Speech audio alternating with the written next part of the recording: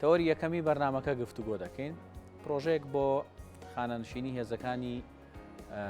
ناوخۆی هەرێمی کوردستان ئامادەکراوە هەوڵ دەدێ ئەو پرۆژەیە بکرێتە یاساتە لەو ڕێگەیەوە بارودۆخی خانەنشینی هێزەکانی ناوخۆ بە تەواوەتی گۆڕانکاری تێدا بکرێن. پرۆژەکە ئێستا لە ئەنجومەنی وەزیرانە تەنها ئەوەی ماوە ئەنجومەنی وەزیران پەسەندی بکات و بینێرێتە پەرلەمان دەربارەی گرنگی و ناوڕۆشی ئەم پرۆژێ و هەروەها کاریگەریەکانی لەسەر ئەو کەسانی کە لە وەزارەتی ناوخۆی حکوومەت هەرێمی کوردستان کار دەکەن ئێمە دەمانێت زیانیاری زیاتر لەو بارەوە بگرین گفتوگۆ بکەین لەو بارەوە بە میوانداری بەڕێز باڵام بۆ محەممەد جێگری لیژنەی ناوخۆ و ئاسایش و ئەنجومەنە خۆجیەکان لە پەرلەمانی کوردستان کە ڕاستە خۆستا میوانمانە کاک باڵام بۆ بەخێر ببیانیت باش. زۆر سپاس بەیانی تۆش باش. بۆچی پرۆژێکی وەها بۆ وەزارەتی ناوخۆ بڵێن ئامادەکراوە کێشەیەک هەیە لە بڵێن شایستە و موچە و ئەو شتانی تری کە لە وەزارەتی ناوخۆ هەیە وا پرۆژەی بۆ ئامادەکراوە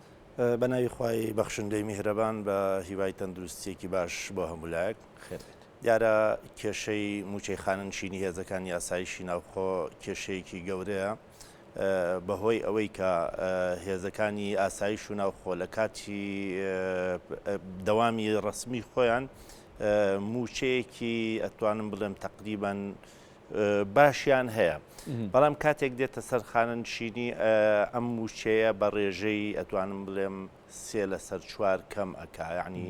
گەر حسابکەی لە کاتی دەوامی فەرمی خۆی موچەکەی ملیۆنێک بوو بێ ئەم ملیۆنەدا بەزێ دێتە خوارەوە بۆ 250,000 لەبەرەوە ئەمە کاریگەریەکی زۆری لەسەر ئەو پلانە ئەبێ کە کەسێک ئەو ماوە زۆرەی کە لە خزمەتا بووە پلانی داناوە بۆ چۆنێتی بەڕێوەبردننی ژیانی بەڵام لە پرتۆکە خانەنشینیەکەی بە جارێک 3/4 موچەکەی لێوەرئەگریتەوە ئەمە تەئسیر لە بەرنامەکانیەکە و پێشمایە ئەو بڕەپارەیە لە ئێستادا لە هەرێمی کوردستان و لە عێراق تاکە کەسێکی پێبەڕێوە ناچێت چما ئەگەر کەسێک ساڵانێکی زۆر خزمەتی کرد بێەوە خاوەنی ئایلەیەکی ئەتوانم بڵێم متەوەسطیش بێ بە 220,000 تا 300,000 و 350,000 تاکە نەفەر بەڕێناچێت نەک ئایلێ هۆکاری ئەمەش ئەگەڕێتەوە بۆچی ئەمە ئەگەر سەیری موچەی بنەڕەتی کارمەندانی هێزەکانی ئاسایشی ناوخۆ بە ئەفسەرانی شۆ بکەین پۆلیسێکی پیادە موچە بنەڕەتیەکەی 164,000 تا بەرزترین پلاکە لیوایە موچەکە موچەی بنەڕێتیەکەی 1,500,000 بەڵام سیر ئەەکەی لە بەرەوەی پۆلیسێکی پیادە بڵین بۆ نمونە لە تازە بڵین دامەزراندندایە ئەمە یعنی بە دەرماڵەیەکی کەم موچەکەی بۆ بەرز دەکرێتەوە بەس لە دوای ئەمە ساڵانەی خزمەت یعنی سەرموچە دێتە سەر موچەی هێزەکانی ئاسایشی ناوخۆ و تقریبا لە ئاسایشی ناوخۆ 7 دەرماڵە وەرئەگرن وەکو دەرماڵەی مەترسیاوە دەرماڵەی شادیە دەرماڵی زەوجیە کۆمەڵ ئەم دەرماڵانە دێتە سەر موچە بنەڕەتیەکە لەگە موچە بنەڕەتیەکە و دەرماڵەکان ئەبێ بە یعنی توانم بڵم کە کۆی ئەەکەیتەوە بێ بە کۆی موچەکە موچەیەکی زیادەوە کوتم ئەم موچە زیادە کەسی خاوەن موچە خۆی لەسەر ئەمە بەرنامەی ژیانی لەسەر ئەمە داناوە و لە ئەخیردا کە خانەنشینیەکەی ینی 3/4 موچەکەی لێوەرئەگریتەوە خانەنشینیەکەی بەو ڕێژەکەمە ئەمە تەئسیر لەسەر چۆنێتی بەڕێوەبردننی ژیانەکە بۆیە ئێمە لە پەرلەمانی کوردستان لە پێش هەمووی لە فراکسیۆنی سەوزی پەرلەمانی کوردستان ئێمە پرۆژه یاسایەکمان ئامادە کرد بۆ ئەوەی کە هیچ نەبێ بتوانین هاوکاری ئەم چین و توێژەمانوەی خەڵکیاریمی کوردستان بین بۆ ئەوەی کە موچەیەکی شایستەیان هەبێ بتوانن وەکو هەموو چین و توێژەکانی کە ماڵ و منداڵی خۆیان بەڕێوەبەرن ئێمە ئەو کاتەوامان پێشنیار کردبوو لە پرۆژه یاساکە کە کەمترین موچە بێ بە 400,000 و تا سەرەوە لەبەرەوە دوای ئەوە حکوومەت خۆیان بە باشیان زانی کە ئەوان پرۆژە یاسایەک بنێرن بۆ پەرلەمانی کوردستان ئێمە وتمان گرنگ بەلای ئێمەوە ئەوەیە کە کێشەیەم چینە چارەسەر بێ گرنگ نییە پرۆژه یاساکەی حکوومەت چەند ناوڕۆشی ئەوەی ئێوەش و ئەوەی ئەوانیش جیاوازەکەی چییە بەڵام یەک پرسیار هەیە لێرە بەپێی یاسای بڵێن خانەنشینی شارستانی ئەوەی کە بۆ فەرمانبەرانی تری هەرێمی کوردستانەکە کاتێک کە فەرمانبەرێک ماوەی یاسایی خۆی لە خزمەتکردن تەواوەکە بە لە 180 موچەکەی خانەنشینە بێ بۆچی هێزەکانی ناوخۆ ئەم داڕشتنی بۆ کراوە ینی ئەم یاسایە بۆچی وەختی خۆی وای کردو سێ لە سەر چواری ئەو موچیان لە دەست بدەن کێشەکە سیرکە کێشەکە لەکوێ دروستە بێ وەکوتم موچەی بنەڕەتی ئەگەر سیرکەن یان ئێمە تەنها دوو بەراورد بکەین موچەی بنەڕەتی پۆلیسێک لەگەڵ موچەی بنەڕەتی پێشمەرگەیەک بەراورد بکەین هەردووکی 164,000 ئەمە بەرز دەبێتەوە بۆ لیوایەکە گەر لە ناوخۆ بێەوە لیوایەکە گەر لە پێشمەرگە بێ هەردووکی 1,500,000 بەڵام چی ئەم موچەیە گۆڕێ یعنی چی کۆی موچەکە گۆڕێ ئەو دەرماڵانەی کە هەیە باشە طبعاً تۆ ئەگەر سیرکەی موچەی کاتێک پێشمەرگەیەک خانە نشین ئەبێ ئەڵێ بە کۆی موچە و دەرماڵە بەڵام کاتێک ئەوەی ناوخۆ خانە نشینە بێ بە کۆی موچەکەیەتی بەبێ دەرماڵە یعنی هین عفو بە کۆی موچەنا بە موچە بنەڕەتیەکەیەتی یعنی بەبێ دەرماڵەکان حساب ناکرێ لەبەرەوە ئەمە ئەم خەلەلە لێرە دروستی کردووە طبعاً ئێستش چارەسەرکردنی ئەم یاسایە تۆ بێ بیر لە ئەوە بکەیتەوە کە ئەم یاسایە بەرکەوتنی نەبێ لەگەڵ یاسایەکی کە یعنی چونکە تۆ یاسا بۆ ئامە نەک بۆ بڵین چین و توێژێک ئەگەر سیرکەین ئێستش چارەسەرکردن بۆ ئەم یاسایە تەنها ئەوەیە تۆ هەوڵ بدەی بۆ هێزەکانی ئاسایش و ناوخۆش دەرماڵەکە لەگەڵ موچەکە حسابکەی بە ڕێژەیەکی ینی نیسبی نەک ئەوەی تۆ کە بڵێ بە کۆی موچە و دەرماڵە چونکە ئێمە لە بیرمان نەچێمە یاسای شاکسازیمان هەیە لە یاسای شاکسازیە یاسای شاکسازی ژمارە 2 ساڵی 2022 کە ئەڵێ بڵین کەسی خانەنشین نابێ بڵین کۆی موچەی خانەنشینەکەی لە 150 بڵین ئەو موچەیە بێکە لە کاتی ئەرگدا وەری ئەگرێ لەبەرەوە یعنی چارەسەر ئەوەیە ئەتوانرێ بە موچە و دەرماڵەوە ڕێژەیەکی وا دروست بکرێکەوە کۆڵێم هێزەکانی ئاسایش و ناوخۆش مەغدور نەبن وەکوی ئێستا مەغدورن ئەمە با پرسیارێکی شکەین بۆ ئەوانەی کە فەرمانبەرن کاتێک کە تۆ داوا مەسەلەن ئەڵێ وەزارەتی پێشمەرگە بە کۆی موچە و دەرماڵەکەی ینی خانەنشین نەبێت ناوخۆش تۆ ئەڵێ ئەمە مافی خۆیان کارە بیانگرێتەوە ئەمە لە پەرلەمانی کوردستان بۆ دوا ڕۆژ کێشتان بۆ دروست ناگات بۆ فەرمانبەری شارستانی ئەوانیش داوای ئەم ڕێکارە بکەن نا ئێمە لە بیرمان نەچێ ئێمە لە کوردستان تقریبن 25 جۆر دەرماڵەمان هەیە هێزی پێشمەرگەی کوردستان دوو جۆر دەرماڵی هەیە باشە یعنی توانم بڵێم ئەو چینەیە کە کەمترین دەرماڵی هەیە بۆ نمونە هەر لەگەڵ ناوخوا بەراوردیکە ناوخوا 7 جۆر دەرماڵی هەیە بەڵام پێشمەرگە دوی هەیە ئەمە فەرمانگەکانی کەشێسە بۆ نمونە سەیری تەربێشکەین تەربێش دەرماڵی هەیە باشە ئەوەی کە هێزی پێشمەرگەی کوردستان وەریەگرێت دەرماڵی مەترسیە دەرماڵی مەترسی لە زۆربەی سێکتەرەکانی کەش هەیە ینی لە زۆربەی بەشەکانی کە چونکە هەموو کەسێک کە کار ئەکا قاویلی ئەوەیە کە ڕوبەڕووی مەترسیەک ببێتەوە لەبەرەوەی دەرماڵی مەترسی بۆ سەرفەکریان بۆ نمونە دەرماڵی هاتوچۆیە یان دەرماڵی شادەیە دەرماڵی زەوجیەیە دەرماڵی مناڵ هەیە ئەمانە لە زۆربەی شوێنەکانی کە ئەم دەرماڵان حساب کرا بەڵام بۆ نمونە سیر کە ئێستا ئەفسەرێکی هێزی پێشمەرگەی کوردستان ئەگەر خاوەنی شادێکی بەرزیش بێت دەرماڵی شادەکەی بۆ نابستن دەرماڵی زەوجیەکەی بەنابستن دەرماڵی مناڵەکەی بەناوایە لە هێزی پێشمەرگە ئەی طبعاً یعنی سیرکە وەکو پێت ئەڵێم خۆ کێشە لە دەرماڵەکانیش یعنی ئەو فەرق و تەوافقەی تایە یعنی ئێستا هەر سێکتەرێک سیرکەی لەوانەیە لە لای خۆیەوە گلەی هەبێ بڵێ بۆ ئەوە بۆ بنیە بۆ ئەوە بۆ بڵین بەینەکەی کە هەیە بەڵام دەرەنجام یعنی شتەکان بەم شێوەیە هاتووە و خۆشمانەزانین لە یاسای شاکسازیە ئاماژە بەوە دراوە کە ئەمانە هەمووی ڕێک بخرێتەوە یعنی چ ئیمتیازە دەرماڵەیە موچەیە خانەنشینی ئەمانە هەمووی ئەبێ ڕێک بخرێتەوە و ئەو کەسەی شایستەیە بەچی ئەو بابەتە وەربگرێت باش ئەو پرۆژه یاسایی کە حکوومەت پێشکەشی کردووە بۆچی پرۆژه یاساکەی ئێوەی پەسەند نەکرد ینی بۆچی ئەو پرۆژه یاساکی بەتەنیا خۆی ناردۆتە پەرلەمانی خۆت ئەڵێ ئەم پرۆژه یاسایان پێ باشترە بەداخەوە هەیە بەداخەوە ئێمە تا ئێستش لە هەرێمی کوردستان لەسەر ئەساسیەوە بیرەکەینەوە کە دەستکەوتی زیاتر بە حیزبەکەی بەدەستبێنێ یان وە ئەزانین ئەگەر کارێک کرەکە لە پێناو بەرژەوەندی کۆمەڵانی خەڵکی کوردستانی شابێ ئیتر ئەمە شتێکی خراپە لەبەرەوەی لایەنێک دایناوە بە پێشەوانەوە ئەبێ ئێمە وا سیر بکەین ئەگەر هەر پرۆژه یاسایەک یان پێشنیازە یاسایەک لەلایەن هەر قەوارەیەکی سیاسیەوە دێتە پەرلەمانی کوردستان و لە بەرژەوەندی کۆمەڵانی خەڵکی کوردستانە بە سەرجەم یان بە بەشێک حقا بە هەمومانەوە پشگیری لێ بکەین و دەستخۆشیشی لێ بکەین بەڵام ئەو کاتە و سەیری ئەم بابەتەکرا کەما ئەمە پرۆژەی فراکسیۆنی سەوزە فراکسیۆنی یەکێتی نیشتمانی کوردستان ئەمە بێ بە دەستکەوتێک بۆ یەکێتی نیشتمانی کوردستان و بۆ فراکسیۆنەکەی لەبەرەوە یعنی وا بە باشدانرا کە حکومەت بینێڕێ بۆ ئەبەی ئەمە کە بڵین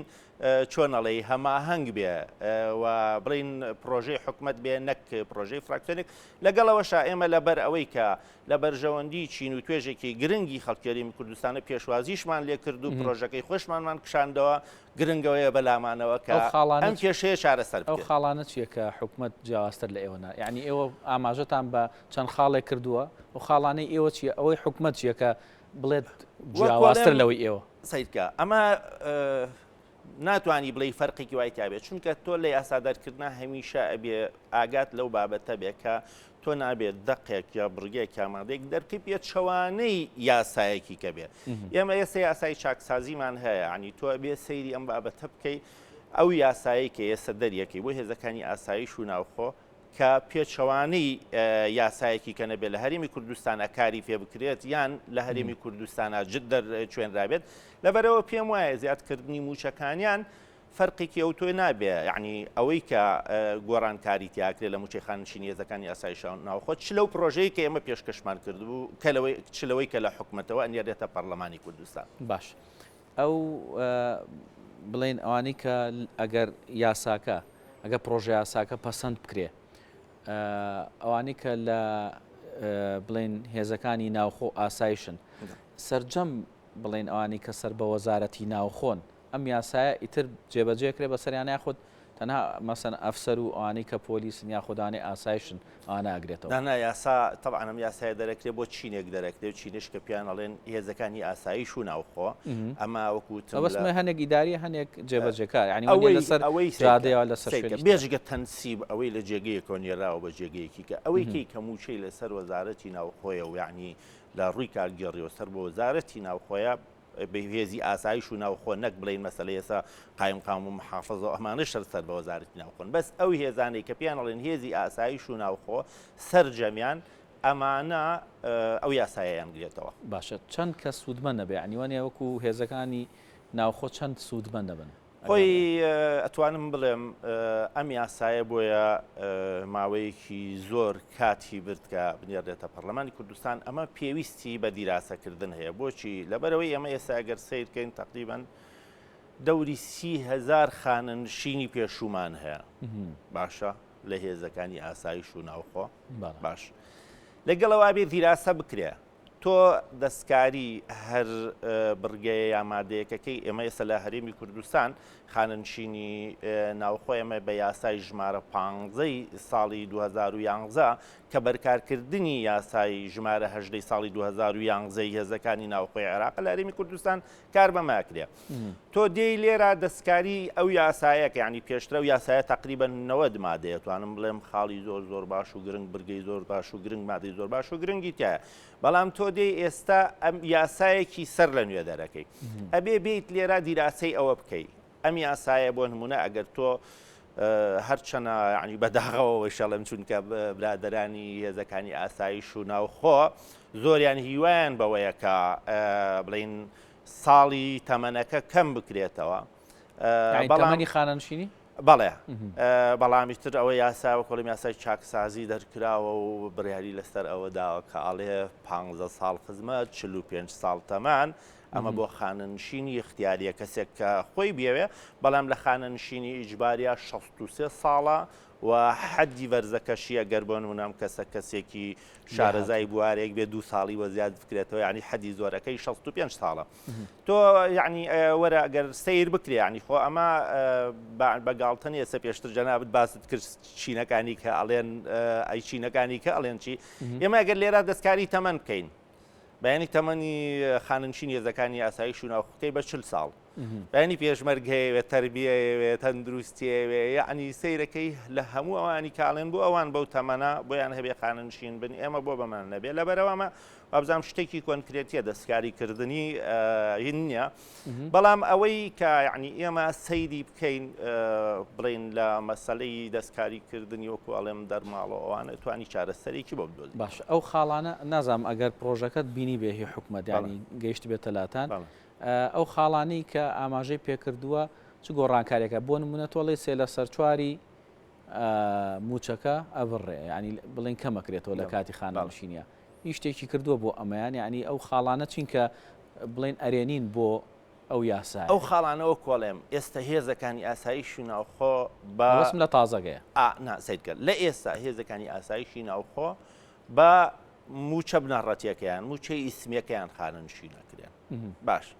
ئەوەی کە ئەکرێ دەستکاری تیا بکرێ لە بڵین لە ناوخۆ سەرموچە هەیە یعنی بۆ هەر ساڵێک خزمەت بڕێک پارە چێتە سەر ئەو موچەیە باشە تۆ ئەکرێ بۆ دەستکاری ئەمە یعنی تۆ بڵێ بۆ نمونە بە موچەی بنەڕەتی لەگەڵ سەرموچە یعنی خانەنشین کرێ سەیرەکە ئێمە لێرە بڕێک ئەچێتە سەر موچەکە دوایەوە وەکوتم دەرماڵە هەیە باشە یعنی ئەکرێت تۆ بڵێ بڵین موچەی بنەڕەتی و دەرماڵەکە سەیرەکەی لە موچەی بنەڕەتی و دەرماڵەکە پۆلیسێکی ئاسایی تقریبا نەگاتە دەوری 800 و شتێک تۆ ئەگەر بۆ نمونە لە ئێسەوە لە 220 هزارەوە لەگەڵ دەرماڵەکە خانەنشینی بکەی ئەگەر بڵین ڕێژەی موچەی خانەنشینەکەشی لە 150 زیاتر نەچێتە سەرەوە ئەو کاتە ئەو 800 و تقریبا 36 خانەنشینیەکەی بە 400 و تقریبا دەوری 15000 ئەمەش گۆڕانکاریکی باشە یعنی تۆ نیوەی موچەکەیت بۆ زیاد کردووە ئەو کاتە ئەم کەسەی تر ژیانی شوایە ئەبێ خۆی بگونجێنێ لە بینی ئەو موچەکە هەی بۆ لە کاتی دەوامی فەرمیاوە لەگەڵ ئەو موچەی کە لە کاتی خانەنشینیا وەریەگری باشە با من تو پرسیارم ئەوە بێ کە ڕاستە ئەم بابەتە کە چووە بواری جێبەجێکردنەوە یاخود ئەگەر پەسەند کرا ئیتر خانەنشینیەکە بەم شێوەیە ئەڕۆ ئەی ئەسەری ڕاجعیە بێ بۆ پێشووتر ئەم بە بەڵێ چونکە وەکوڵێن ئەمە یعنی بە چاوخشاندن بە بارودۆخ و ژیانی ئەوانەی کە پێشتر خزمەتیان کردووە یعنی تۆ لێراوە بزانم خەڵکانێک هەبووە کە پێشتر بە هۆکارێک یعنی بیان بە لەوانەیە بە دەستی خۆشی نەبوو بێ کە حادیسەیەک لە کاتی دەوام دەی ڕوودابێ یان ماوەیەکی زۆر خزمەتی کردبێ ئێستا تۆ بڵێ وەڵا ئەوەی تۆ کردت بە ئاوا چوو و ئێمە ئیش بۆ ئەمانی دواکەین لەبەرەوە من پێم وایە لە کۆمەلگای ئێمە زۆر گرنگە ئێمە هەمیشە کار لەسەرەوە بکەین ڕێز لە خەبات و هەوڵ و مانوبوونی ئەوانەی پێش خۆمان بگرین کە ئێمە ڕێزمان لە خەبات و مانوبوونی مامۆستایان و دکتۆرەکان و پێشمەرگەکان و پۆلیسەکان و سەرجەم سێکتەرەکان گرت نەوەکانی دوای ئێمە فێرە بن کە ڕێز لە ئەوان بگرن و هەوڵ بۆ ئەوانیش بدەن نەک ئێمە هەر تەنها هەوڵ بۆ خۆمان و بۆ ئەوانە بدەین کە لە ئایندان بەڵکو ئەوەی کە ئەمڕۆ ئێستا لە هەرێمی کوردستان بەردەستە ئەمە ڕەنج و مانوبوونی سەرجەم ئەو خەڵکانەیە کە پێش ئێمە کاریان کردووە و پێش ئێمە هەوڵیان داوە کۆمەڵگەی کوردی بەڕێوە بەرن و ئەبێ ئێمەش لە بەرامبەر ئەما بە وەفابین وە بێ حکومەتیش لە بەرامبەر ئەما بە وەفابێ ڕێز لە خانەنشینان بگرێەوە هەوڵ بدرێت کە ژیانێکی شایستە بۆ ئەوانە داوین بکرێت کە ئەم ڕۆژیان تەسلیمی دەستی ئەمە کردووە دەست خۆش بۆ بەڕێز باڵام بۆ محەممەد کە بەڕێزیان جێگری لیژنەی ناوخۆ ئاسایش و ئەنجومەنە خۆجێگانە لە پەرلەمانی کوردستان بە خێر بێ سەرچاوان زۆر سپاس چاوەکان تۆش